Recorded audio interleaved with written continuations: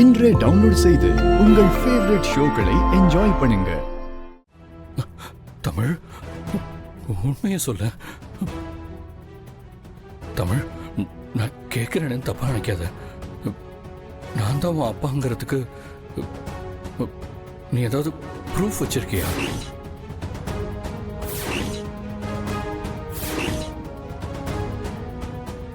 என்னப்பா இப்படிலாம் கேக்குறீங்க? நீங்க தானே என்னோட அப்பான்னு என்கிட்ட சொன்னீங்க. அதனாலதான் நீங்க கேட்டோன்னே நான் அப்படி சொன்னேன்.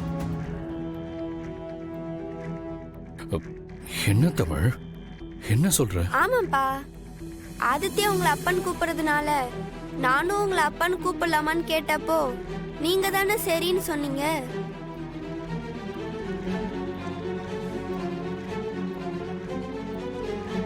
நான் அதனாலதான் சொன்னேன். அப்போ நீங்க தானே என்னோட அப்பா. ஆமா, அது ஓகே. நான் அதை கேட்கல. நீ நீ என்ன அப்பான்னு தாராளமா கூப்பிடலாம், சரியா? ஆனா உன்னோட உண்மையான அப்பா யாருன்னு கேட்கிறேன். அப்பா, எனக்கு தெரிஞ்ச வரைக்கும் உங்களை தவிர வேற யாரையும் எனக்கு அப்பாவா தெரியாது. நீங்க தான் என்னோட அப்பா. பாரதிக்கு சொந்தம்னு யாரும் இல்லையா? இருக்காங்க. நாங்க பாரதியோட ஃப்ரெண்டு ஆண்டாள்னு ஒரு பொண்ணு இருக்கா. அவளோட பாட்டி தான் நானு. அவளோட அம்மா தான் லட்சுமி. பாரதிக்கு வீட்டுல பிரச்சனைன்னு சொல்லி எங்க வீட்டுக்கு வந்தா. நாங்களும் தமிழோட அப்பாவை பார்த்ததே இல்ல. தமிழை கூட்டிக்கிட்டு அவ வயித்துல ஆதித்யாவை சுமந்துக்கிட்டு வந்தா. நாங்களும் அவகிட்ட நடந்த விஷயத்தை விசாரிக்க எவ்வளவோ முயற்சி பண்ணோம். ஆனா அவ எதையுமே சொல்லல. நாங்களும் பாரதி அவ குடும்பத்தோட சேர்ந்து சந்தோஷமா வாழணும்னு வேண்டாத சாமி இல்ல தம்பி. நாங்களும் கேட்டு பார்த்துட்டோம். அவ இதுவரைக்கும் சொல்லவே இல்ல தம்பி. நீங்க கண்டுபிடிச்சா உங்களுக்கு புண்ணியமா போகும் தம்பி. அவ ரொம்ப நல்லவ தம்பி. ஆனா அவ வாழ்க்கை ஏன் இப்படி ஆச்சுன்னு தெரியல. நல்லவங்க பொழப்பே இப்படித்தான். என்ன பண்றது?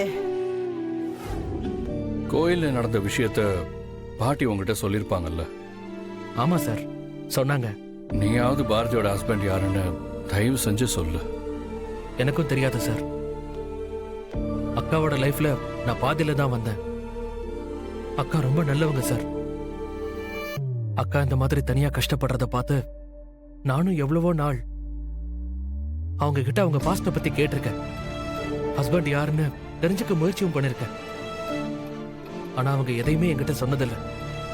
நீங்களாவது அக்காவோட வாழ்க்கையில இருந்தவர் யாருன்னு கண்டுபிடிங்க சார். அவங்களுக்கு ஒரு நல்ல வாழ்க்கை அமைஞ்சா நாங்க எல்லாரும் ரொம்ப சந்தோஷப்படுவோம். அக்கா தான் பிடிவாதமா இப்ப வரைக்கும் யார்கிட்டையும் எதுவும் சொல்ல மாட்டேங்கிறாங்க. அவங்க நல்ல மனசுக்காக தான் பாட்டி, நான் எல்லாருமே அவங்க கூட இருக்கோம். என்னோட உண்மையான அக்கா இருந்தா கூட என்ன இப்படி பார்த்திருப்பாங்களான்னு தெரியல சார்.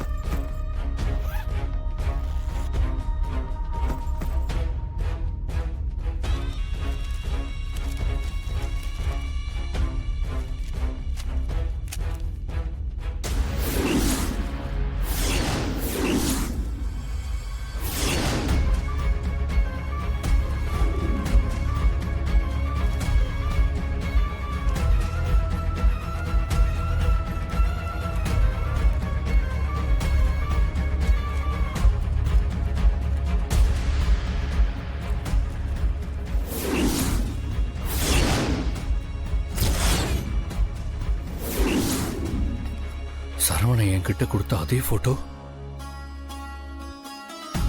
பாரதி கிட்டயும் இருக்கு. அப்ப கண்டிப்பா பாரதி என்ன யாருன்னு தெரிஞ்சோ நடிச்சுக்கிட்டு தான் இருக்காங்க. நான் தான் அவங்க ஹஸ்பண்டுங்கிற விஷயத்தை என்கிட்ட எதுக்காக அவங்க மறைக்கணும்? என்ன நடந்திருக்கும்? நான் எப்படி இதெல்லாம் மறந்தேன்? நான் சொன்னதெல்லாம் ஞாபகம் இருக்குல்ல? இருக்கு சார். நீங்க உங்க பையனோட கல்யாணத்துக்கு என்ன இன்வைட் பண்றதுக்காக வந்து பத்திரிக்கை கொடுக்குறீங்க. எஸ் சார், பர்ஃபெக்டாக பண்ணிடுறேன் சார்.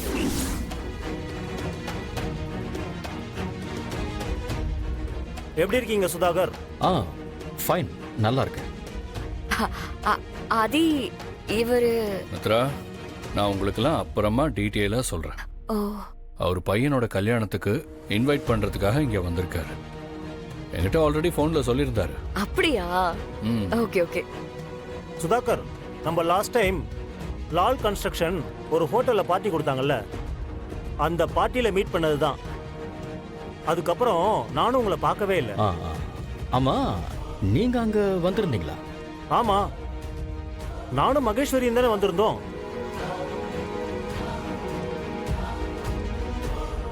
என்னன்னு ரொம்ப தெரிஞ்ச ஒரு மாதிரி பேசுறாரு. எனக்கும் அதான் குழப்பமா இருக்கு மித்ரா.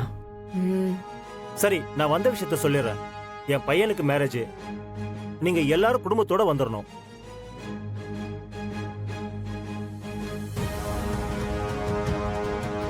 நீங்க எல்லாரும் வந்துடணும். வந்துருங்கப்பா. கண்டிப்பா சார்.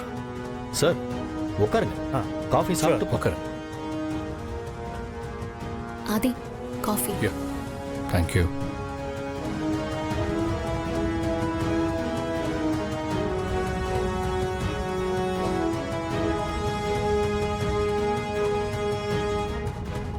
ஆதி கொடுங்க.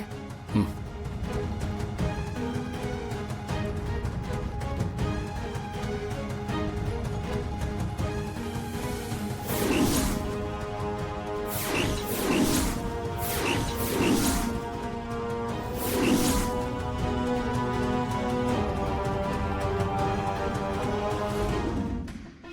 பாரதி, இந்த பத்திரிக்கையில் இருக்கிற டேட்டை என்னோட அப்பாயின்மெண்ட்ல நோட் பண்ணி வச்சிருங்க.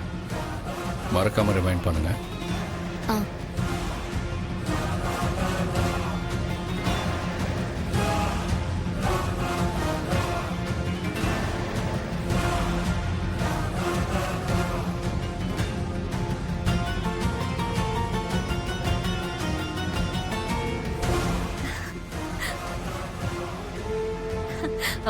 என்னங்க ஆ?